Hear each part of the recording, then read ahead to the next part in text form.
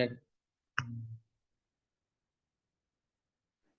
Untuk para peserta webinar mungkin kita akan mulai ya, tapi mohon maaf sebelumnya uh, cuaca di tempat saya pada siang hari ini masih mungkin agak agak bising sedikit karena hujan. Kita mulai saja ya untuk para peserta webinar pada siang hari ini. Assalamualaikum warahmatullahi wabarakatuh. Selamat siang Bapak atau Ibu dan rekan-rekan sekalian. Selamat datang di webinar series hashtag 9 Publish Paper Dissemination pemanfaatan tanaman botani dalam peningkatan mutu dan fungsi biologis yang diselenggarakan oleh IAS atau biasa kita panggil.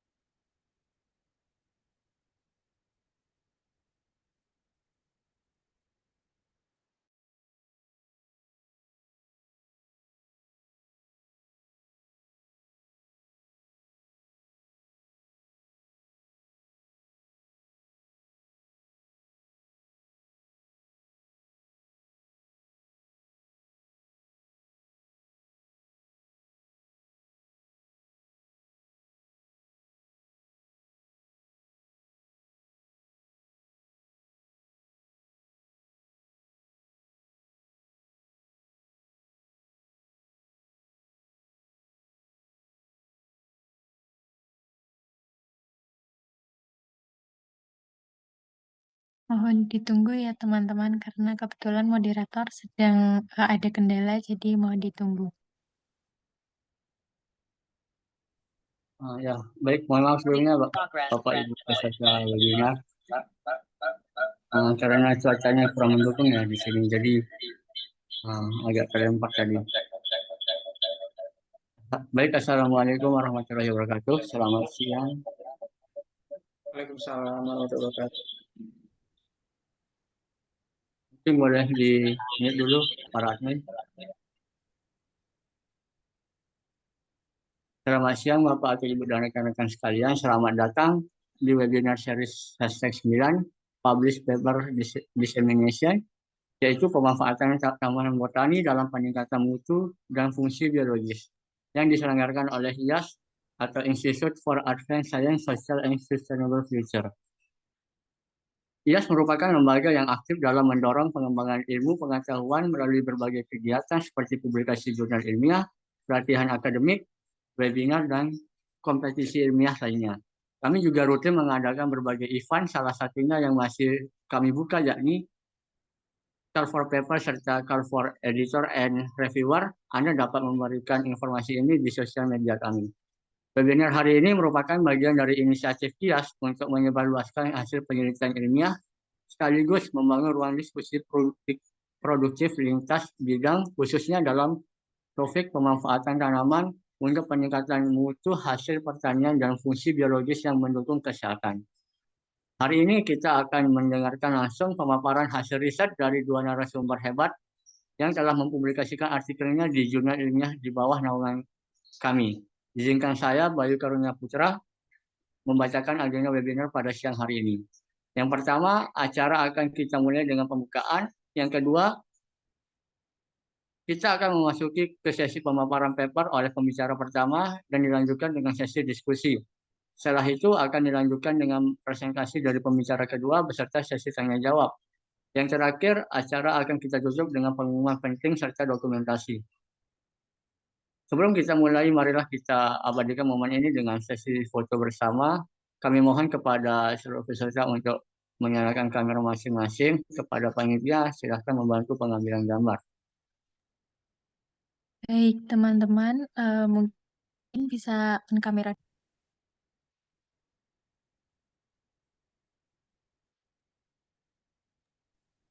Baik, sudah ya. Saya pandu untuk pengambilan gambarnya. 1, 2, 3. Karena ada 2 slide, untuk slide 2, 1, 2, 3.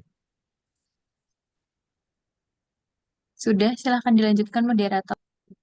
Baik, terima kasih untuk para panitia. Sebagai pengingat, kami mohon kepada seluruh peserta untuk Yang pertama, mengaktifkan kamera selama webinar berlangsung. Yang kedua, menonaktifkan mikrofon kecuali saat berbicara. Yang terakhir, jika ada pertanyaan, silahkan diajukan melalui link yang akan diberikan oleh panitia nanti yang sudah disediakan atau melalui fitur raise hand. Jadi untuk mempersingkat waktu, izinkan saya untuk membuka acara ini, untuk memulai acara untuk pada siang hari ini. Marilah kita dengarkan bersama-sama sambutan dari Direktur IAS, yakni Ibu Nuraini melalui video yang akan ditayangkan berikut ini. Silakan para panitia.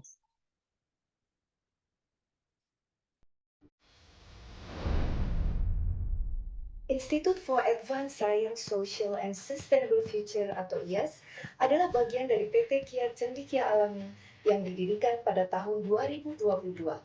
Kami adalah lembaga yang berkomitmen untuk mempromosikan keberlanjutan lingkungan melalui karya ilmiah akademik serta praktik non-akademik terbaik. IAS diinisiasi oleh para ahli di bidang lingkungan sosial dan studi keberlanjutan yang bertujuan untuk menciptakan iklim akademik yang lebih baik. Morality before knowledge. Kami percaya bahwa niat baik harus dilaksanakan sesuai dengan langkah-langkah yang benar. Karena niat baik saja tidak cukup untuk membuatnya benar. Oleh karena itu, kami akan memastikan bahwa setiap langkah yang diambil untuk mencapai tujuan akan melalui tahapan etis yang tepat, mematuhi etika yang berlaku sepanjang perjalanan. Menjadi perusahaan yang profesional dan kompeten yang tentunya berkontribusi signifikan terhadap peningkatan kualitas penelitian dan pengetahuan manusia berdasarkan moralitas, sains, dan kebijaksanaan. Menyediakan layanan akademik yang berkualitas, praktis, dan dapat diandalkan bagi komunitas ilmiah yang didukung oleh personel manajemen yang profesional dan berdedikasi. Mempromosikan budaya akademik yang lebih baik melalui standar publikasi ilmiah yang terjamin. Membangun ekosistem kerja yang etis, dapat diandalkan, dan tangguh. Kami, Institute for Advanced Science, Social and Sustainable Future atau IAS, hadir untuk meningkatkan kualitas penelitian dan pengetahuan berdasarkan moralitas, sains, dan kearifan. IAS diprakarsai oleh para ahli lingkungan, sosial, dan studi berkelanjutan. Kami berkomitmen untuk mendorong keberlanjutan melalui karya ilmiah akademik. Kami memberikan pelayanan dalam bidang publikasi ilmiah, penelitian, seminar, dan produk akademik lainnya. Saat ini, kami telah mengelola 90 jurnal dan akan terus bertambah dan berkembang. Melalui Morality Before Knowledge, mari bersama kami memajukan masa depan ilmiah yang berkelanjutan dengan prinsip etika yang benar.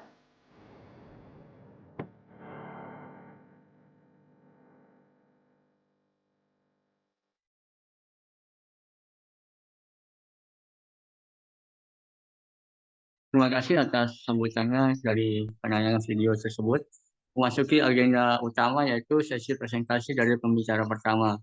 Izinkan saya memperkenalkan pembicara pertama kita, yakni Ibu Siti Azizah Ardini Tias, SPMSI. Dimohon panitia untuk kiranya bisa membantu menayangkan CV Ibu. Saya sedikit membacakan CV beliau, yaitu beliau bernama Ibu Siti Azizah Ardini Tias, pendidikan S1-nya di IPB University dan melanjutkan studi magisternya yakni di Siliwangi University, dan pengalaman pekerjaannya salah satunya menjadi asisten for basic agronomy praktikum di IPB University pada tahun 2023. Yang kedua ada lab assistant for tissue culture yakni di UPTD Balai Hortikultura Jatinangor pada tahun 2019 sampai 2020. Dan pengalaman organisasi beliau yaitu yang pertama ada member of the education staff di IPB University dalam bidang forum of postgraduate student pada tahun 2022. Yang kedua ada treasure finance yakni di Siliwangi University pada tahun 2018 sampai 2019. Bidang skill beliau yakni pertama ada English, Microsoft Office, data analysis, able to work individually and in groups. Yang terakhir ada quickly. Pengalaman beliau di bidang riset maupun bidang ilmiah, karya ilmiah lainnya. Yang pertama beliau pernah mempublikasikan artikel ilmiah dengan judul Morphology Study, Life Anatomy and Growth of Sphendapsus in Indonesia pada tahun 2023. Yang kedua ada molecular phylogeny and of Sphendapsus scout with special focus on the Indonesian 2024. Yang terakhir ada kajian metabolis sekunder tanaman jenis Korea dan Indonesia peningkatan imun tubuh pada tahun 2003. Maaf sebelumnya karena di sini terkendala mati lampu dari panitia bisa disikat ya nanti. Untuk mempersingkat waktu, mungkin saya akan menyapa beliau dulu. Selamat siang Ibu Tias, bagaimana? Selamat siang, apakah terdengar? Ya, suaranya terdengar Ibu. Sebelumnya mungkin sedikit saya menanyakan kabarnya Ibu, bagaimana kabarnya pada siang hari ini? Alhamdulillah baik. Dan hari ini selamat siang semuanya pada audiens dan moderator ya. Kemudian kepada admin staff, selamat siang juga.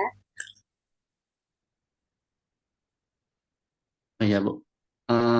Sebelum menyampaikan materi mungkin sedikit mungkin ada kesibukan selain menjadi dosen atau apa begitu Ibu untuk bisa memberikan insight lebih ke para peserta webinar pada siang hari, mungkin singkat saja Bu. Kesibukannya sih sebenarnya karena masih newbie dosen, jadi masih berkutat dengan administrasi, kemudian berkutat dengan sistem yang ada di universitas sendiri gitu. Kemudian mungkin penelitian sedikit penelitian yang selama mungkin kurang lebih 1 tahun ini masih progressing gitu, untuk kegiatan. Ya Ibu, mungkin itu ya sedikit kesibukan dari Ibu Tias. Untuk mempersingkat waktu, mungkin sekarang Ibu bisa mempresentasikan hasil paper yang berjudul kajian metabolis sekunder tanaman ginseng Korea dan Indonesia sebagai peningkat imun tubuh yang telah dipublikasikan dalam jurnal Holistic, yaitu Journal of Tropical Agriculture Science. Mungkin waktu dan layar kami persilahkan. Yep. Apakah terlihat?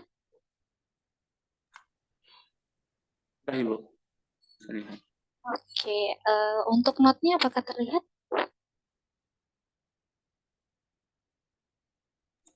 Sudah juga Ibu. Penayangannya. Oke, sebentar. Oke. Saya izin memulaikan. Assalamualaikum warahmatullahi wabarakatuh.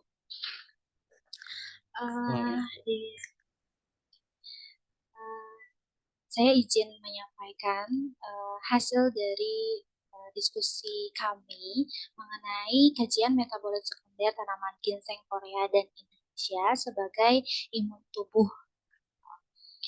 Sistem imun tubuh sendiri memiliki secara umum dibagi menjadi 2, di mana sistem imunnya ini ada 2, yaitu sistem imun bawaan dan sistem imun adaptif. Sistem imun bawaan ini ciri khasnya adalah dia mengenali lebih awal, di mana mengidentifikasi dalam melawan infeksi virus oleh organisme asing yang masuk ke dalam tubuh kita.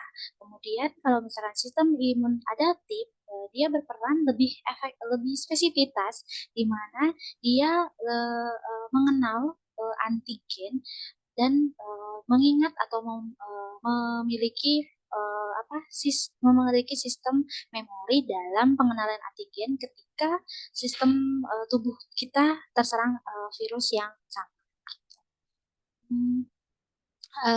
Sehingga sistem imun ini adalah di mana yaitu sistem yang melibatkan berbagai komponen untuk bekerja secara sinergis melawan dan mengeliminasi patogen. Adapun beberapa tahun ke belakang ini, tepatnya 5 tahun ke belakang ini, kita kenal ya bahwa virus yang melanda dunia gitu, COVID-19 eh, yaitu menyerang tubuh kita, yaitu khususnya adalah sistem imun pada masyarakat sendiri, di mana sistem imun ini menjadi sangat penting gitu dalam beberapa tahun belakangan ini, yang mana bagaimana kita caranya meningkatkan imun kita, kemudian bagaimana konsumsi bagi tubuh kita yang membuat imun kita lebih baik lagi. Secara eh, secara secara nyata gitu, bagaimana masyarakat kita, khususnya Indonesia sendiri, beralih dari mulai mengkonsumsi obat-obat kimia, beralih menjadi mengkonsumsi obat-obat herbal selama masa COVID-19 dan beberapa tahun belakangan ini. Kenapa? Karena kelemahan obat kimia ini diantaranya memiliki efek samping yang yang berkelanjutan pada tubuh kita. Kemudian memiliki resisten obat yang tinggi, di mana biasanya akan terakumulasi di dalam tubuh kita yang menyebabkan beberapa organ bagian tubuh kita mengalami kemunduran, misalnya komplikasi dan lain sebagainya. Gitu. Kemudian harganya pun mahal, sehingga masyarakat semakin sadar bagaimana kita bagaimana caranya untuk meningkatkan sistem imun tanpa memiliki efek samping, kemudian harganya pun murah dan bisa dibuat di rumah, kayak gitu. Nah, salah satunya yaitu yang paling terkenal di bidang sistem imun atau yang dapat meningkatkan sistem imun ini yaitu ginseng. Gitu.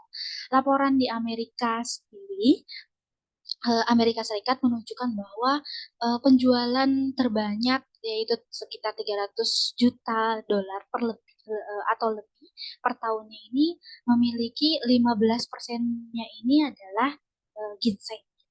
Kemudian proyeksi pada tahun 2025 pun menunjukkan bahwa adanya peningkatan konsumsi ginseng atau ketertarikan masyarakat terhadap ginseng ini sekitar 7,4%. Ginseng ini sendiri merupakan tanaman ginseng yang ditemukan di pegunungan Manchuria, Cina lebih dari 5.000 tahun yang lalu, di mana tanaman ginseng ini memiliki sebagai famili Araliaceae yang terdiri dari 8 sampai 13 spesies bergenus Panax yang termasuk dengan Panax ginseng yang dikenal sebagai ginseng Asia atau Cina. Nama genus Panax sendiri gitu digabungkan dari kata Yunani yaitu pan berarti semua dan aksos berarti mengobati, yang berarti adalah mengobati segala penyakit. Yang kita kenal sendiri Panax ginseng ini kan berasal dari Korea. Kemudian sebenarnya kita memiliki di Indonesia sendiri kita memiliki ginseng, namanya ginseng Jawa. Nah, pada kali ini pada research studi literatur ini kami akan membahas mengenai dua ginseng yang berasal dari Indonesia yang nama ilmiahnya ini adalah Talinum triangulaire dan ginseng Korea yaitu Panax ginseng. Sedikit perbedaan antara ginseng Jawa dan ginseng Korea ini memiliki bentuk batang bulat sekulen dan berdiri tegak untuk ginseng Jawa, sedangkan untuk ginseng Korea yaitu memiliki bentuk batang yang panjang dan lurus. Kemudian tingginya untuk ginseng Jawa 40 sampai 60 cm, kemudian ginseng Korea sekitar 30 cm.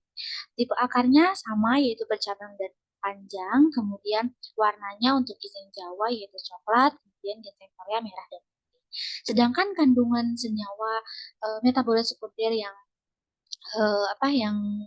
menjadi kajian metabolit sekunder ini yaitu untuk ginseng Jawa adalah agar akar dan daun yang daun mengandung saponin dan flavonoid serta tanin, sedangkan ginseng Korea yaitu sebesar 15%-nya yaitu ginsenosida dan zat saponin. Tujuan dari studi literatur ini yaitu untuk mengetahui kandungan yang terdapat dalam tanaman ginseng, baik ginseng Indonesia maupun ginseng Korea yang bermanfaat untuk meningkatkan sistem tubuh. Kemudian sebagai bahan informasi membahas dari segi biofarmasi yang dapat mengambil senyawa bioaktif panas ginseng untuk obat, suplemen hingga produk kecantikan serta mengkomersialkan panas ginseng sendiri. Selain itu pada fokusnya pada saya sendiri gitu agroteknologi ya sebagai sumber informasi di mana bagaimana cara meningkatkan ke metabolisme sekunder di dalam ginseng baik ginseng Jawa maupun ginseng Korea gitu. Metode yang digunakan yaitu literatur review, dua jurnal yang kami ambil yaitu yang dipublikasikan oleh Ratan pada tahun 2020 serta Liao pada tahun 2014 gitu. Hasil dan pembahasannya sendiri untuk ginseng Korea ini menurut penelitian Olin, akar panas ginseng ini telah digunakan dalam pengobatan tradisional untuk meningkatkan daya tahan tubuh, kemudian mengurangi stres, meningkatkan kinerja mental dan fisik, meningkatkan sistem kekebalan tubuh, dan membantu mengatasi masalah kelelahan. Jadi kalau misalkan untuk ginseng Korea sendiri kan sudah banyak mungkin beberapa audiens di sini atau beberapa rekan-rekan di sini mungkin tidak asing ya kalau misalkan ginseng itu memiliki manfaat yang tadi disebutkan. Kemudian senyawa apa sih yang ada di dalam ginseng Korea ini, yaitu dia memiliki senyawa saponin yang terdeteksi selama ekstraksi, kemudian dianalisis terdapat 6 ginseноsidanya. Nah, senyawa ini fungsinya apa? Fungsinya itu sebagai imunomodulator, di mana imunomodulator ini yaitu zat yang mempengaruhi sistem kekebalan tubuh manusia. Saponin ginseng di dalam ginseng Korea ini memiliki bahan aktif utama yang dikenal sebagai senyawa karbohidrat, yaitu senyawa alkohol atau fenol dan gula, di mana saponin ini bisa disebut sebagai ginsenosides yang berperan dalam menekan sistem saraf pusat, kemudian atau imunosupresi, kemudian menyesuaikan metabolisme, menurunkan glukosa darah, meningkatkan aktivitas otot, serta merangsang sistem endokrin dan mempertahankan kadar demam yang benar. Ini beberapa klasifikasi ginsenoside berdasarkan struktur kimianya. Jadi kalau misalkan untuk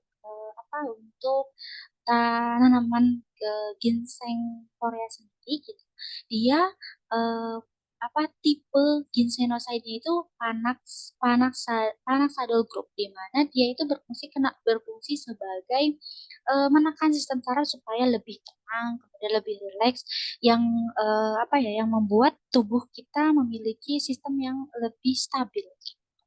Nah, saponin tadi hasil ekstraksinya memiliki 6 ginsenoside, di mana termasuk nama-nama senyawanya, yang mana tadi dikatakan bahwa seri saponin ini memiliki sifat memiliki seri yang protopanaxadol atau PPD yang memiliki efek menenangkan sistem saraf pusat, di mana saponin dengan tipe PPD ini merupakan bagian yang signifikan atau yang paling banyak dicari di ginseng sendiri, yang ditemukan pada akar, pucuk bunga, dan daun dari ginseng Korea ini.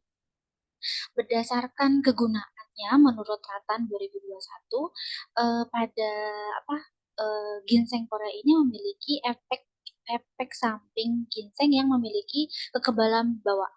Tadi dikatakan bahwa sistem imun bawaan ini kan yang mengenali pertama kali dalam mengenali virus yang masuk dalam tubuh kita. Nah, ginseng Korea ini mampu memberikan efek yang sebagai garis pertahanan pertama yang dapat melawan berbagai patogen dan antigen sendiri gitu. Kemudian untuk selanjutnya kegunaan lain yaitu berdasarkan uji yang dilakukan oleh Hyun pada tahun 2021 di mana ada sebanyak 100 orang yang mengkonsumsi 2 gram pada apa pada 8 minggu yang mana hasilnya itu meningkatkan sel T dan sel B di mana sel B dan sel T ini akan berkoordinasi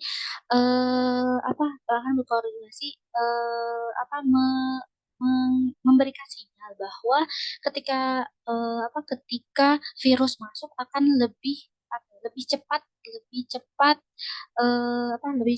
dalam menunjukkan gejala-gejala. Kemudian sel T sendiri dia juga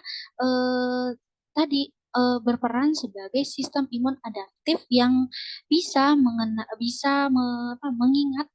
virus-virus yang masuk ke dalam tubuh kita yang sehingga nanti ketika virus-virus yang akan masuk ke dalam tubuh kita itu dia bisa mengirimkan lebih cepat sinyal kepada tubuh kita bahwa ada virus masuk ke dalam tubuh kita. Selanjutnya yaitu Talinum triangular atau ginseng Jawa. Talinum triangular ini merupakan tanaman perdu asli Amerika tropis yang diintroduksi ke Jawa melalui Suriname, di mana namun kini telah tumbuh secara alami dan tumbuh subur di Indonesia sendiri. Gitu. Bagian yang dimanfaatkan adalah umbi dari ginseng lokal sebagai obat untuk meringankan kelemahan fisik atau beberapa penelitian yang ditemukan telah mengevaluasi banyak kualitatif dan penentuan kandungan total fitokimia dari ekstrak daun, batang, dan akar Talinum triangular ini, di mana dilaporkan bahwa memiliki berbagai sumber senyawa seperti alkaloid, kemudian saponin, dan flavonoid. Yang paling utama adalah antosianin, yaitu menurut Harbord dan William bahwa antosianin ini merupakan kategori flavonoid yang menonjol yang memiliki sifat yaitu melindungi organisme dari kerusakan oksidatif dengan menghalangi radikal bebas dan oksigen reaktifnya. Selanjutnya untuk menurut Castanedo Ovando, yaitu antosianin ini merupakan bahan kimia antioksidan alami yang melindungi tubuh dari kerusakan oksidatif dengan menghalangi atau menghilangkan radikal bebas dan oksigen reaktifnya. Antosianin dalam Talinum triangular ini berpotensi untuk digunakan sebagai antioksidan alami dari tumbuhan indigenous ini untuk meningkatkan asupan senyawa fenolik yang baik bagi kesehatan.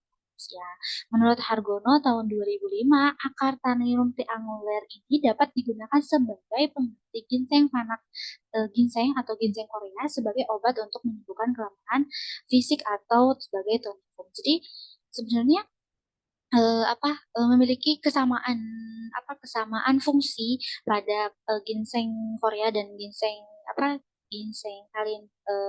Jawa, di mana dia sama-sama dapat meningkatkan imun tubuh manusia. Gitu. Kegunaan dari Talinum triangular ini dibuktikan dari beberapa penelitian, yaitu pada Talinum ini bekerja sebagai imunostimulan yang diasumsikan bahwa flavonoid dan asam fenolik dalam Talinum triangular tadi bertanggung jawab sebagai antioksidan dan imunomodulator. Kemudian batangnya pun dalam Talinum triangular ini lebih direkomendasikan sebagai tanaman yang bergizi daripada daun karena memiliki aktivitas antioksidan dan imunomodulator yang lebih kuat. Sehingga tadi imunomodulator pada penelitian yang dilakukan oleh Riau ini menunjukkan bahwa aktivitas imunomodulator ini bisa menghambat sel kanker leukemia pada manusia. Gitu.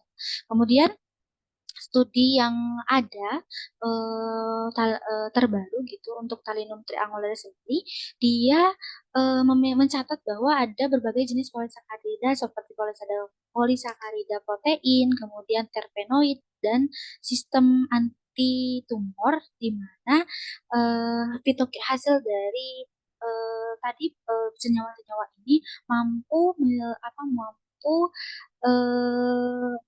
menjadi antioksidan atau imunodulator bagi tubuh gitu. Untuk akhir untuk kesimpulannya bahwa ginseng ini dikenal sebagai akar kehidupan dan salah satu herbal yang paling sering digunakan di dunia. Ginseng ini digunakan sebagai suplemen makanan ya, yang kita kenal. Baik ginseng Korea maupun ginseng Jawa memiliki senyawa bioaktif yang berperan dalam aktivitas antioksidan dan imunodulator bagi tubuh. Sehingga bagi agroteknologi sendiri atau agronomi dan hortikultura sendiri ya bagi fokus keilmuan kami gitu kan. Bagaimana cara meningkatkan metabolit sebentar yang ada di dalam ginseng Korea maupun ginseng Jawa sendiri. Oke, akhir kata saya serahkan ke moderator. Baik Ibu, terima kasih banyak Ibu Siti Azizah atas pemaparan yang sangat menarik dan membuka wawasan kita semua. Jadi sedikit saya simpulkan beberapa poin penting yang dapat saya catat dari paparan yang tadi. Yang pertama pastinya peran metabolis sekunder dari ginseng lokal dan Korea dalam peningkatan sistem imun. Yang kedua, relevansi hasil penelitian terhadap potensi pengembangan produk herbal berbasis bukti ilmiah. Yang terakhir, tantangan dan peluang untuk penyerapan riset ini dalam sektor kesehatan dan pertanian modern. Jadi sekarang kita akan memasuki sesi diskusi dan tanya jawab. Untuk pembicara pertama, silahkan bagi rekan-rekan yang ingin bertanya bisa langsung mengetik pertanyaannya melalui link Slido yang akan dikirimkan melalui fitur chat atau raise hand langsung untuk menanyakan tentang pemateri yang pertama. Mungkin saya buka 2 atau 3 pertanyaan terlebih dahulu.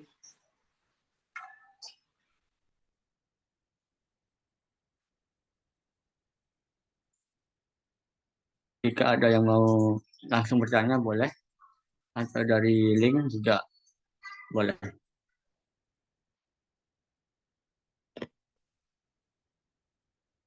Ini ya, mungkin saya akan bacakan ya Bu ya. Yang pertama menarik sekali Bu, yang kita anggap gulma ternyata bermanfaat ya. Mengapa ginseng Jawa masih dianggap gulma? Ya, padahal diklaim memiliki senyawa bioaktif. Yang kedua, wah bisa jadi lahan bisnis ya. Bagaimana jika ini dikomersialisasi ginseng Jawa, di sisi lain pengetahuan tradisional masyarakat lokal masih terbatas. Mungkin bisa ditanggapi Ibu. Oke, saya izin menjawab ya. Yang pertanyaan pertama, mengapa masih dianggap gulma yang padahal diklaim memiliki senyawa bioaktif? Mungkin pertama mungkin karena di Indonesia sendiri gitu kan. Di Indonesia sendiri banyak sekali senyawa tanaman-tanaman lokal, tanaman-tanaman herbal yang sebenarnya lebih mudah ditemukan gitu dibandingkan tadi ginseng Jawa sendiri gitu yang masih gulma gitu. Dan masih saya sendiri untuk mencari literatur budidayanya sendiri gitu kan masih agak kesulitan karena ini mungkin sekarang sudah update lagi ya, tapi pada saat saya menyusun literatur ini masih sangat sulit menemukan bagaimana perkembangan budidaya yang ada budidaya ginseng Jawa sendiri. Nah, sedikit informasi juga gitu kan. Sebenarnya baik ginseng Korea maupun ginseng Jawa ini dia membutuhkan budidaya yang cukup lama gitu. Untuk ginseng yang saya tahu gitu ya, untuk ginseng Korea sendiri kan sebenarnya ada perbedaan antara ginseng liar sama ginseng yang dibudidayakan. Untuk ginseng liar sendiri kan baru bisa dipanen itu 4 sampai 6 tahun gitu kan. Kemudian dia tumbuhnya hanya di hutan gitu. yang saya tahu ya, yang saya baca beberapa informasi-informasi gitu. Sedangkan kalau misalkan ginseng Jawa sendiri tadi karena gulma, kemudian budidayanya itu kisaran 4 sampai 4 bulan sampai 1 tahun atau 2 tahun gitu, saya lupa lagi. Dia itu karena tadi ya masih gulma, jadi masih banyak masih banyak orang yang belum tahu malah ginseng Jawa, ternyata kita punya ginseng gitu, tapi yang banyak dikenalnya yaitu ginseng Jawa. Kemudian itu mungkin yang untuk pertanyaan pertama. Kemudian untuk selanjutnya yaitu bagaimana jika ini dikomersilkan. Nah, ya bagi mungkin ada audiens atau rekan-rekan yang mengikuti sekarang, mungkin yang bidangnya lebih paham lagi bagaimana cara pembibitannya, kemudian bagaimana cara dalam pemuliaan supaya tanaman ginseng ini lebih dikenal lagi, dan cara dalam meningkatkan kemudian budidaya sendiri gitu, dan saya sendiri gitu bagaimana cara meningkatkan ketertarikan masyarakat dalam tadi komersial budidayanya sendiri, minimal orang-orang yang minimal kita punya di rumah dulu aja gitu. Nah itu mungkin bisa menjadi concern pertama kita gitu, dalam pengenalan ginseng Jawa sendiri. Next question mungkin ya. Next question dari dalam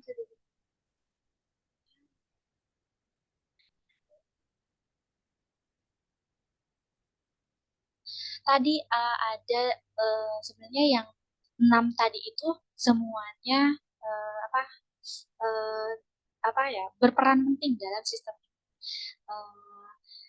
karena mungkin sedikit ya yang saya tahu juga gitu, bahwa senyawa kimia atau fitokimia yang ada di dalam tanaman sendiri, dia tidak bisa berdiri sendiri gitu. Dia tidak bisa berdiri sendiri, di mana pasti tetap harus ada senyawa-senyawa yang lain yang yang mengaktifkan bagaimana tadi pemanfaatan 6 genosida ini di dalam tubuh kita gitu. Jadi tidak bisa, mungkin ada tadi yang 6 ini dia emang yang paling berperan penting dalam sistem imun tubuh kita. Itu mungkin untuk pertanyaan yang ada di link. Ya, baik. Mungkin ada satu lagi nih Kak di kolom chat yang bertanya, Kak, ginseng kan termasuk tanaman yang mahal ya, apalagi yang Korea. Kalau begitu, bagaimana solusi agar manfaatnya tetap bisa diakses masyarakat luas? Ada literatur yang saya baca,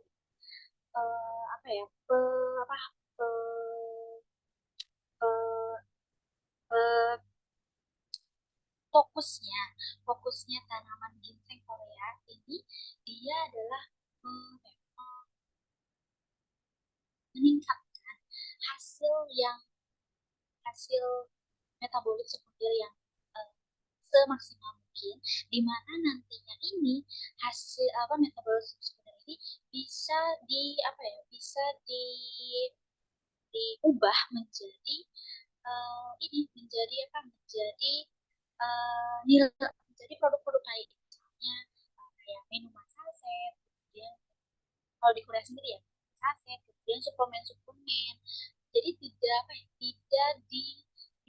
umumnya tidak dikonsumsi secara mentah, tapi dia supaya masyarakat luas mengakses atau mengkonsumsi ginseng ini, dia yaitu diubah menjadi produk-produk yang saya tahu sih, kayak minuman saset atau tadi suplemen yang dianjurkan yang sudah dianjurkan oleh beberapa dokter kesehatan. Itu. Ya,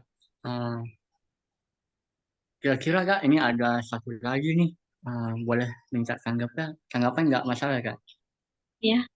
Ya, mohon maaf baru bergabung. Jadi penggunaan ginseng sebagai antioksidan bisa dalam bentuk apa? Serbuk atau cair? Ah, hasil studi literatur yang saya baca itu ada 3 pengkondisian. Ada yang ada untuk yang ginseng Korea ya, Korea sendiri. Jadi ada 3. Yang pertama adalah dari ekstrak. Kemudian yang kedua adalah dikonsumsi dikonsumsi dikonsumsi langsung, dan yang ketiga adalah direbus di hasil ya direbus gitu kan. Nah, ketiga ini dia yang paling sih sebenarnya eh, yang yang yang yang dikonsumsi secara rutin itu yang diekstrak hasilnya itu yang jadi kan harus ada pengolahan, mungkin bisa serbuk atau bisa cair tuh siswanya hilang-hilang, apakah terdengar? Saya dengar, Kak. Tapi ini ada nambah lagi nih, Kak.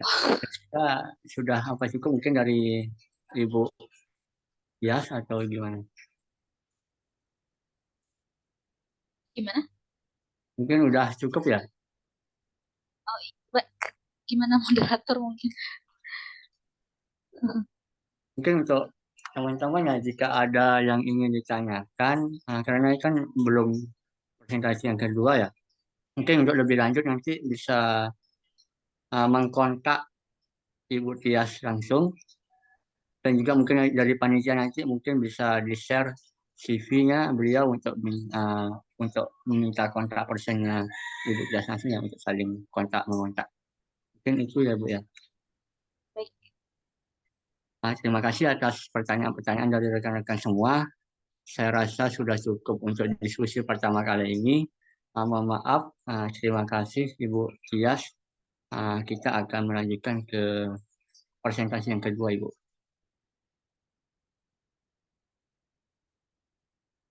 Ya. Pada presentasi yang kedua, kita akan berbicara langsung dengan Bapak Irfan Habibi, SPMSI. Dimohon panitia untuk membantu penayangan CV. Sedikit saja, beliau bernama Irfan Habibi, SPMSI. Pendidikannya yang S1 di Universitas Muhammadiyah Jakarta, yang kedua S2 di PB University. Organisasi singkatnya, beliau menjadi sekretaris umum Ikatan Mahasiswa Muhammadiyah pada tahun 2015 sampai 2016. Pengalaman kerja beliau yang terakhir asisten praktikum mata kuliah pada tahun 2024. Mungkin yang tulisannya langsung, beliau pernah menerbitkan terakhir pada tahun 2024 dengan tulisan, bisa lihat di CV beliau, dan dipublikasikan pada Journal of Agrosociology and Sustainability pada tahun 2024. Mungkin itu sedikit CV dari Bapak Irfan. Dan pada siang menjelang sore hari ini, beliau akan memaparkan papernya yang berjudul Quality Improvement of Limestone Fruit Citrus Aurantifolia Between Peak and Unpeak Condition Combined with Different Storage Temperatures, yang telah dipublikasikan dalam Journal of Agrosociology and Sustainability. Jadi selamat siang Bapak Irfan, mungkin sudah terdengar ya? Ya, selamat siang Mas Bayu. Ya, selamat siang juga Bapak.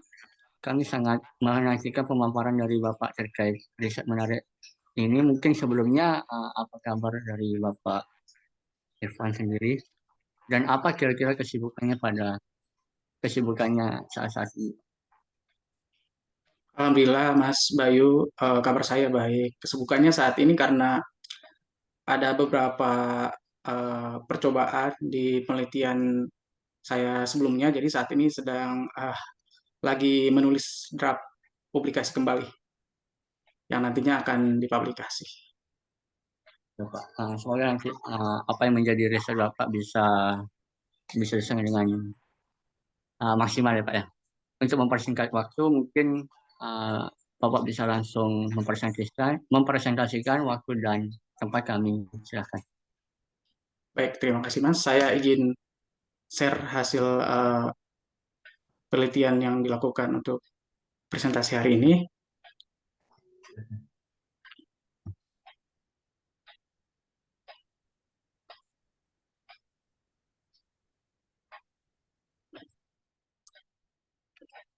Apakah sudah terlihat, Mas? Masih loading Pak. Masih, baik.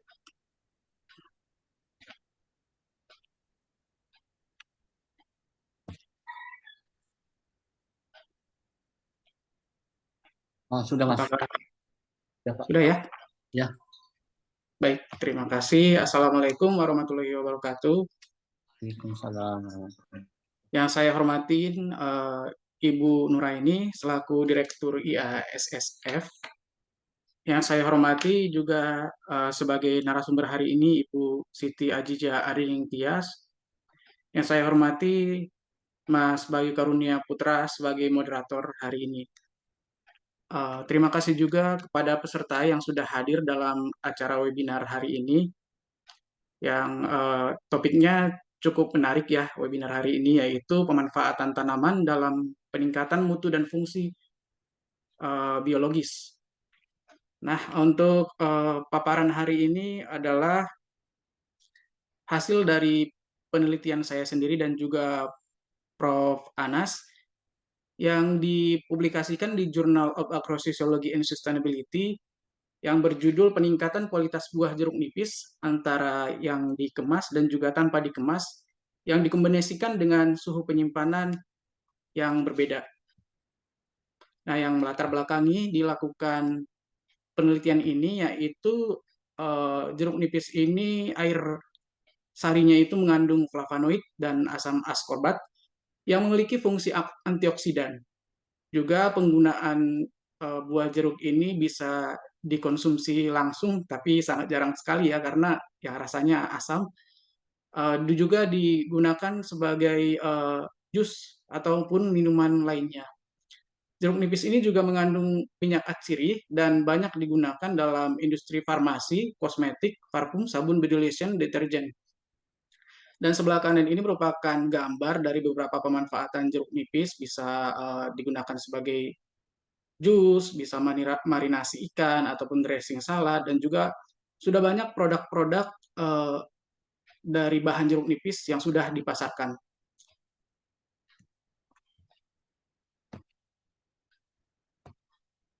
Selanjutnya dari banyaknya manfaat jeruk nipis, namun jeruk nipis ini mempunyai kelemahan, yaitu tingkat kehilangan air yang tinggi setelah dipanen, terbukti pada daerah tropis lembab yang panas.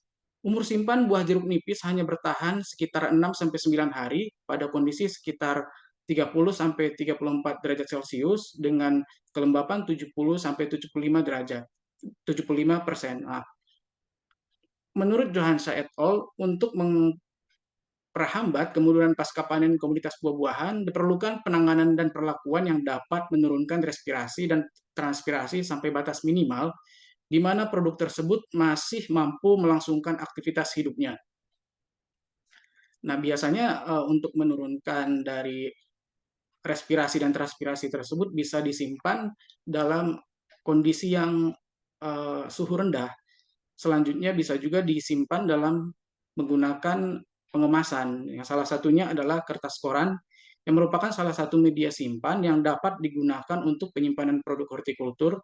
Selain untuk menghalangi proses transpirasi, kertas koran juga memiliki bobot yang ringan, bersih, dan permukaan yang halus. Jadi biasanya kan kalau jeruk nipis ini disimpan lama ya untuk Bapak Ibu yang sering masak, nah kulitnya itu biasanya akan mengeras ya. Nah, ketika mengeras akan kesulitan dipotong dan airnya juga akan sedikit.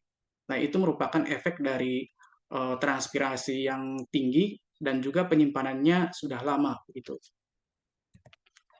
Selanjutnya penelitian ini bertujuan untuk meningkatkan kualitas jeruk nipis dengan mengetahui perbedaan antara pemberian kemasan dan tanpa kemasan yang dikombinasikan dengan suhu penyimpanan yang berbeda. Waktu dilakukannya penelitian ini yaitu tanggal 13 sampai 24 April 2023, dilakukan pemanenan di greenhouse Cikabayan IPB University dan kemudian diangkut ke Laboratorium Biomassa dan Pascapanen Departemen AGH IPB University. Di sini dilakukan penyimpanan buah dan juga dilakukan pengamatan.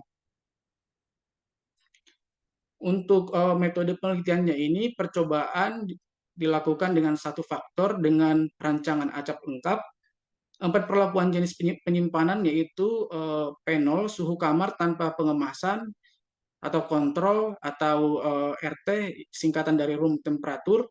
Selanjutnya ada suhu kamar dengan pengemasan disingkat dengan RTP room temperature with packaging.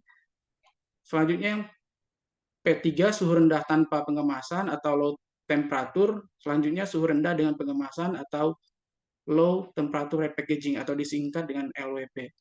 Ada 4 ulangan, mempunyai 16 unit percobaan, ada 9 buah setiap unit percobaan, sehingga total buah yang diamati yaitu 144 buah. 1 buah dipilih secara acak setiap 3 hari dari setiap ulangan, masing-masing perlakuan untuk pengamatan karakter destruktif. 3 buah digunakan untuk pengamatan non-destruktif, di mana buah yang sama dievaluasi secara individual setiap 3 hari. Kemudian analisis data diperoleh, kemudian dianalisis menggunakan software SPSS 25 melalui uji sidik ragam ANOVA taraf 5%. Apabila signifikan, kemudian diuji lanjut menggunakan Duncan. Untuk pelaksanaan penelitiannya, yang pertama dilakukan pemanenan di greenhouse. Umur dari buah jeruk nipis ini, pohonnya kira-kira sudah 1,5 tahun, kemudian diangkut menuju laboratorium dan diberikan perlakuan tanpa pengemasan dan juga menggunakan pengemasan, yaitu dengan koran. Kemudian dibagi menjadi 2 lagi, ada yang disimpan di suhu ruangan dan ada juga yang disimpan di suhu rendah dengan suhu 8 derajat Celcius. Untuk pengamatannya, untuk non-destruktif yaitu susut bobot, yaitu menimbang buah dengan menggunakan timbangan analitik, sehingga untuk susut bobot ini ada 2 jenis susut bobot yang akan diamatin, yaitu susut bobot harian dan juga susut bobot kumulatif. Untuk susut bobot harian menggunakan rumus bobot sebelumnya dikurangi bobot saat hari ini diamatin dan dibagi menjadi bobot sebelumnya dikali 100%. Untuk presentasi susut bobot kumulatif, bobot awal sewaktu dipanen di 0 hari dan juga dikurang di bobot akhir. Nah, kebetulan di sini di akhir pengamatan di 15 hari per bobot awal dikali 100%. Untuk laju respirasi, dengan mengukur laju produksi gas karbon dioksida setelah diinkubasi selama 3 jam, jumlah karbon dioksida yang dihasilkan diukur menggunakan kosmotektor seperti yang dijelaskan oleh Widodo et al. 2019. Selanjutnya untuk pengamatan destruktif yaitu warna kulit buah yang mengacu pada metode yang digunakan oleh Mudiantini et al. 2017 dengan menggunakan buku Munsell Plant Tissue Color Book.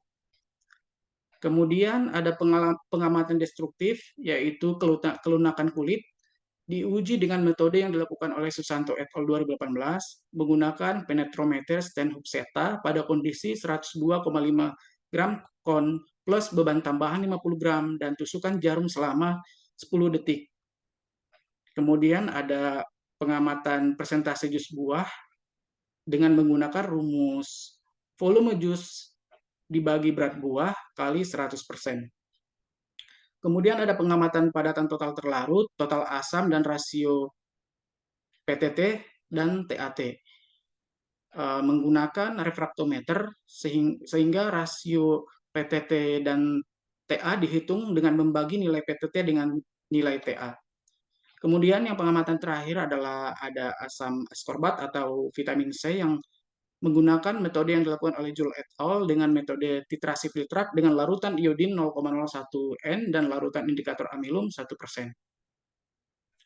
Selanjutnya pembahasan yang pertama adalah susut bobot, di mana pengaruh dari suhu dan juga pengemasan memberikan pengaruh nyata terhadap susut bobot pada hari ketiga dan hari keenam. Yang saya berikan tanda merah di sini merupakan hasil dari susut bobot yang terendah, karena peneliti juga biasanya mengharapkan susut bobot dari setiap buah itu adalah yang rendah, karena ketika susut bobot yang tinggi, maka buah tersebut juga akan mengalami senescence atau kemunduran menuju kebusukan yang juga lebih cepat. Nah, di sini susut bobot yang terendah itu adalah low temperature, baik yang digunakan packaging maupun yang tidak digunakan packaging. Karena ketika suhu rendah, maka proses dari transpirasi dan respirasi buah itu akan lebih lambat, sehingga buah tersebut juga akan lebih lama daya simpannya.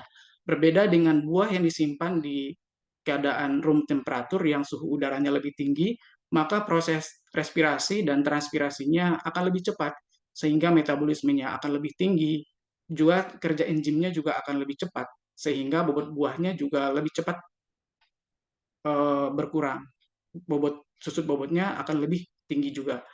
Nah, ini untuk susut bobot harian yang ada pada tabel. Kemudian sebelah kanan ini merupakan grafik. Grafiknya ini adalah susut bobot kumulatif. Jadi yang awal dikurang yang akhir. Nah, di sini juga dapat diperhatikan bahwa susut bobot yang tertinggi ini tentu saja yang room temperature, baik menggunakan packaging maupun yang tidak menggunakan packaging. Dibandingkan dengan yang low temperature, susut bobotnya lebih rendah. Sehingga dapat disarankan untuk menyimpan buah agar susut bobotnya lebih rendah itu bisa dilakukan di penyimpanan yang lebih rendah ataupun kulkas yang bisa menggunakan packaging maupun tidak menggunakan packaging. Tapi alangkah baiknya tidak menggunakan packaging karena hasilnya juga lebih rendah dalam pengurangan susut bobot. Selanjutnya adalah laju respirasi. Laju respirasi di sini bertujuan untuk melihat berapa kadar CO2 yang ditranspirasikan dalam satuan miligram dalam 1 jam dan juga dalam 1 kilogram. Gitu. Nah, di sini juga dapat diperhatikan bahwa pengaruh dari suhu dan juga packaging dan tanpa packaging itu menghasilkan berpengaruh nyata pada hari ketiga, hari ke-9, 12, dan 15. Dan di sini secara umum untuk laju respirasi yang rendah itu juga merupakan perlakuan dari low temperature atau suhu rendah. Karena ada kaitannya juga dengan susut bobot. Ketika laju respirasinya rendah, maka juga susut bobotnya tinggi. Dan juga yang di penyimpanan suhu ruang ini ketika laju respirasinya tinggi, maka susut bobotnya juga akan lebih tinggi. Selanjutnya ada warna kulit buah. Jadi warna kulit buah ini bisa diperhatikan untuk temperatur, baik yang tidak menggunakan packaging ataupun menggunakan packaging, lebih cepat perubahan warna hijau menjadi warna kuning. Itu disebabkan oleh degradasinya klorofil menjadi karotenoid. Nah, itu lebih cepat pada suhu yang di ruang. Jika dibandingkan dengan suhu penyimpanan yang lebih rendah, itu perubahannya lebih lama atau bahkan tidak mengalami perubahan ya, semuanya warnanya tetap warna hijau. Nah, sehingga untuk buah-buah yang disimpan di suhu rendah itu lebih dapat mempertahankan daya simpannya dibandingkan dengan buah yang disimpan di suhu tinggi ataupun room temperature. Nah, ada juga di sini kode yang dihasilkan oleh buku Mansell. Contohnya yang paling bawah adalah 5GY 4/8. 5GY ini merupakan HU ataupun Rona, yang merupakan warna dominan yang terdapat pada kulit buah. Seperti warna merah yang disingkat dengan R, nah di atas ada R-nya. Terus warna green yang disingkat dengan G, dan juga warna yellow yang disingkat dengan Y. Jadi untuk yang paling bawah ini, jeruk buah yang bagian ini 5GY, berarti ada 5 green yellow. Jadi warna dominannya adalah green yellow. Dan juga ada value di sini, yaitu 4. Value ini merupakan tingkat kecerahan dari warna kulit buah itu. Biasanya nilainya dari 0 sampai 10. Semakin tinggi nilai dari value, maka nilai kecerahan dari buah itu juga semakin tinggi. Biasanya ini juga eh, menjadikan masyarakat lebih menyenangi untuk buah-buah yang lebih cerah ketika kecerahan buahnya lebih tinggi, preferensi konsumen. Dan juga ada bagian 8 di sini ataupun kroma yang ini merupakan intensitas warna. Biasanya dari 0 sampai 20. Ketika kromanya semakin tinggi, maka intensitas warnanya juga semakin tinggi juga gitu.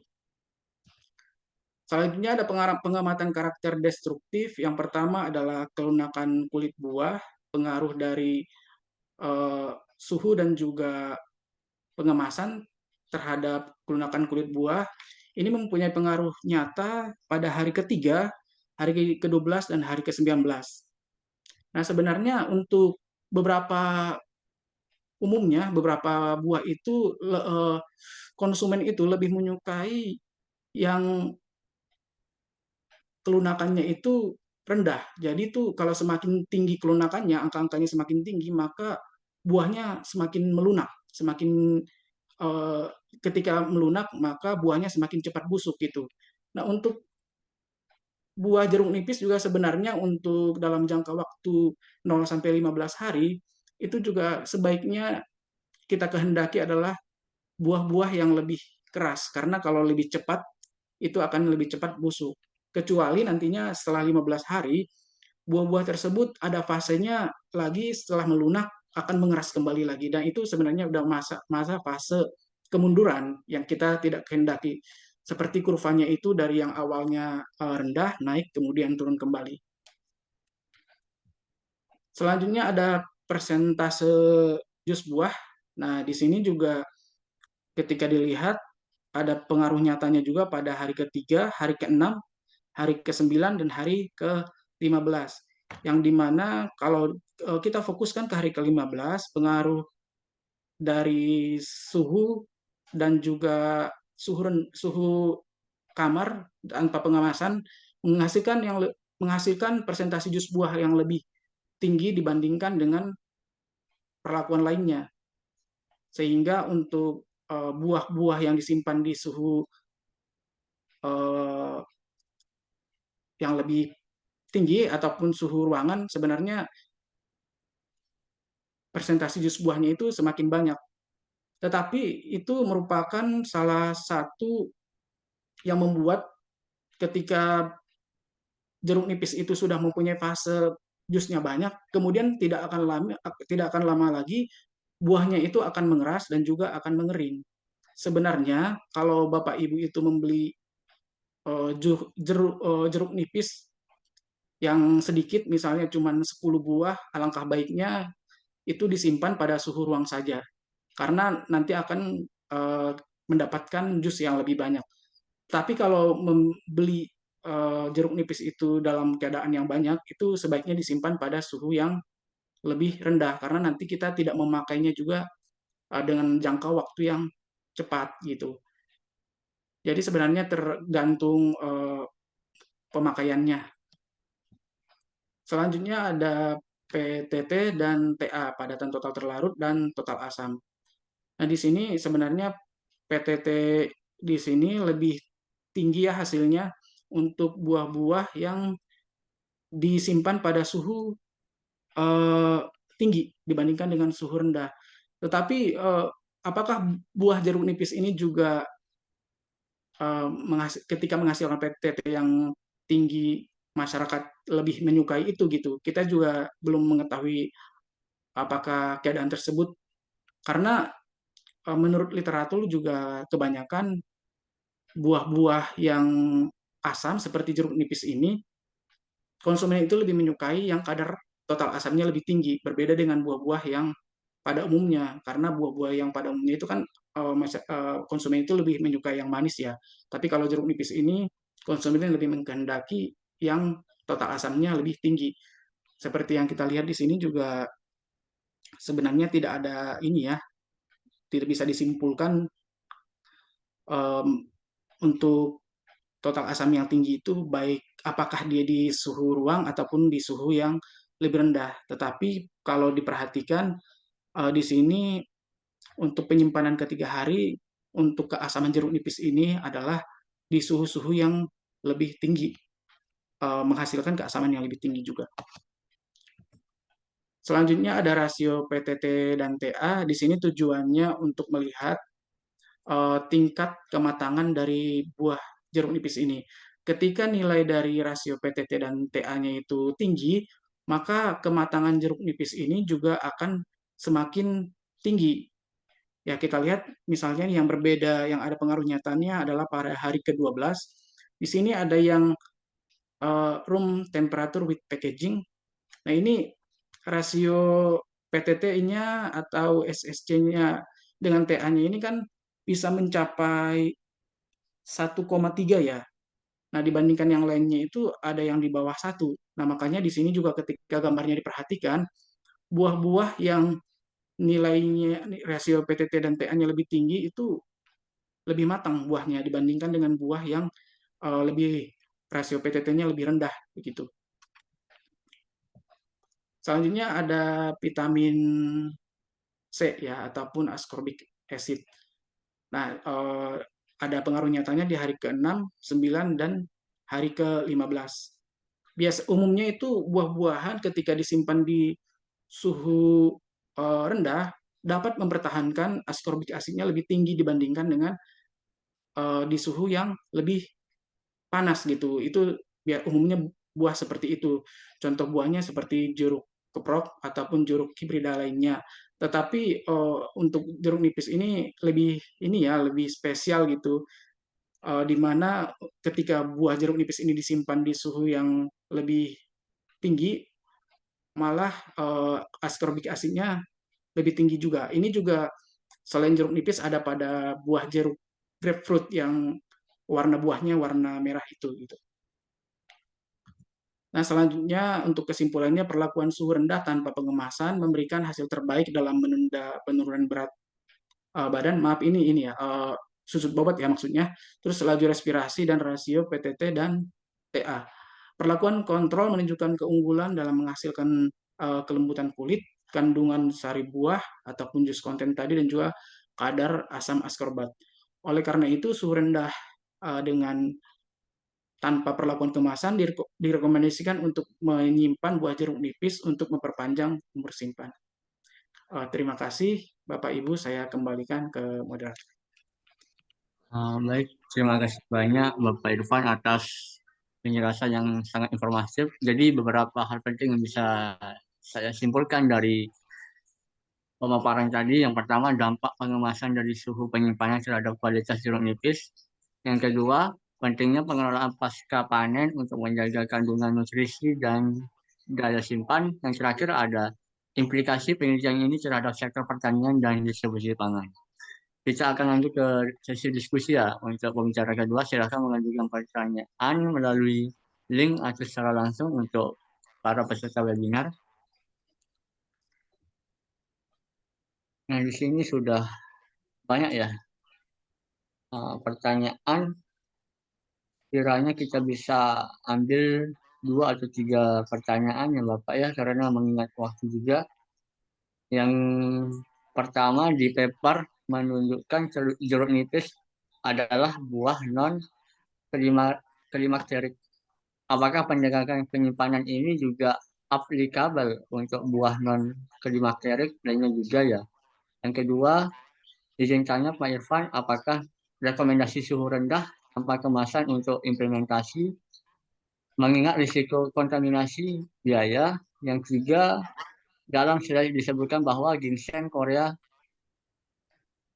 Itu sudah menunjukkan ya. tadi. Oh ya, yang 2 tadi dulu Pak. Ya. Baik, izin moderator langsung saya jawab aja ya. Ya, silakan. Pertanyaan yang pertama, ini di paper menunjukkan jeruk nipis adalah buah non-klimakterik. Apakah pendekatan penyimpanan ini juga applicable untuk buah non-klimakterik lainnya? Ya, pertanyaannya sangat bagus ya. Jadi, sebenarnya untuk buah-buah non klimakterik ataupun buah klimakterik lainnya itu untuk mengurangi respirasi dan juga transpirasinya itu yang paling banyak digunakan itu adalah untuk perlakuan suhu rendah. Nah, itu baik buah klimakterik dan klimakterik juga begitu. Itu sangat bagus. Tergantung di sini yang kita lihat apakah suhunya itu sesuai suhu rendah yang berapa dulu gitu kan. Karena setiap jenis buah-buahan itu mempunyai ambang batas suhu yang berbeda-beda. Misalnya untuk buah jeruk keprok gitu ya, itu biasanya tidak terlalu rendah banget suhunya. Itu kan suhu apa jeruk keprok itu kan juga kan non klimakterik ya. Semua jenis jeruk-jeruk kan itu non klimakterik. Nah, buah keprok itu paling optimal disimpan itu di suhu 15 derajat Celcius. Nah, itu untuk yang non klimakterik. Saya sambung lagi ya, pada pertanyaannya non klimakterik ya. Kalau untuk yang klimakterik juga sebenarnya juga suhu rendah itu sangat baik. Misalnya dalam penyimpanan mangga gitu, itu biasanya pada suhu tidak terlalu rendah-rendah juga, bisa 10 sampai 15.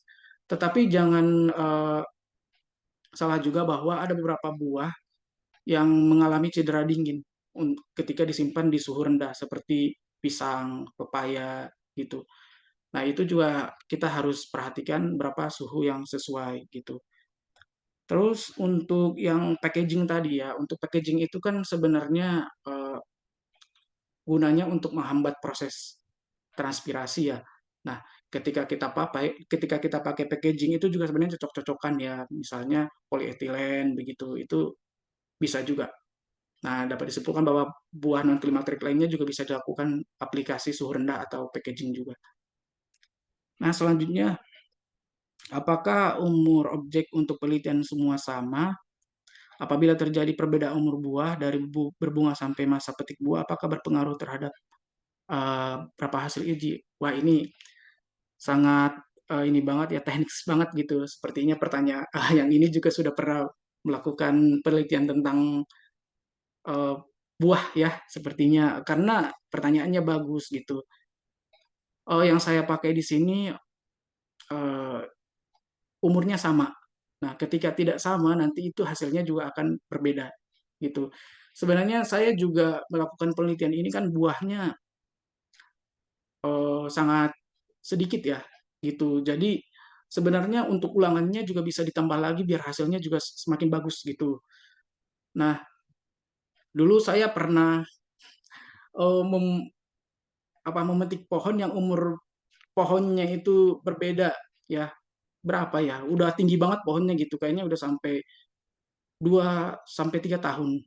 Nah, saya amatin lagi untuk membandingkan hasilnya gitu sangat berbeda gitu. PTT-nya juga semakin tinggi gitu. Nah, sebenarnya saya menggunakan tujuan dari memanennya kembali itu untuk menambah datanya juga akan saya pakai ke data di sini. Ternyata nggak bisa juga gitu karena akan berbeda gitu. Apabila terjadi perbedaan umur buah dari berbunga sampai masa petik buah, apakah berpengaruh terhadap hasil uji? Nah, ini juga berpengaruh ya, karena mungkin juga yang saya petik itu juga umur dari berbunga ke berbuahnya juga berbeda. Jadi kita usahakan dalam penelitian ini juga seminimal mungkin ya untuk ragamnya gitu. Kita harus bisa menggunakan buah yang seragam, bahkan ukuran dari buahnya juga kita usahakan seragam dari rentang yang berapa gram sampai berapa gram gitu. Selanjutnya eh, pertanyaan yang ketiga ini ya Pak ya, izin tanya Pak Irfan ya, apakah rekomendasi suhu rendah tanpa kemasan untuk implementasi komersial mengingat risiko kontaminasi biaya? Hmm, karena penggunaan dari penyimpanan pasca panen ini juga cukup tinggi ya, apa kos yang harus dikeluarkan, kos awalnya karena jika buahnya banyak juga kan apakah bisa kita mencukupin alatnya ataupun kulkas gitu ya. Jadi ini juga bisa bidang yang apa ya, sirkulasi udaranya bagus gitu. Jadi untuk pendinginannya juga bisa diatur gitu ya. Selanjutnya masih ada lagi, Pak? Kira-kira sudah ya? Ya, ini sudah habis juga ya Pak untuk yang bertanya. Terima kasih atas pemaparannya yang sangat luar biasa ya Pak ya. Jadi mungkin untuk selanjutnya Bapak, Ibu, dan rekan-rekan peserta webinar, jadi tidak terasa ya kita sudah sampai di penghujung acara. Terima kasih ucap kepada dua narasumber yang luar biasa, yakni Ibu Siti Azizah dan Bapak Irfan Habibi atas ilmu dan wawasan yang telah dibagikan. Terima kasih juga kepada seluruh peserta yang telah bergabung dan aktif berkontribusi. Dan jangan lupa untuk terus mengikuti akun media sosial kami agar tidak ketinggalan info menarik lainnya. Dan juga saya akan memberikan informasi penting bagi teman-teman peserta webinar. Kami ada event yakni training statistik yang akan diselenggarakan pada tanggal 23 Mei 2025 Pak ya. Jadi pastikan untuk tetap terhubung dengan kami dan jangan lewatkan kesempatan untuk terus berkembang dalam dunia riset. Sampai jumpa di webinar dan pelatihan berikutnya. Selamat sore dan saya ucapkan terima kasih kepada Ibu dan Bapak atas pemaparannya pada sore hari ini. Cukup sekian, terima kasih. Wassalamualaikum warahmatullahi wabarakatuh. Waalaikumsalam warahmatullahi wabarakatuh.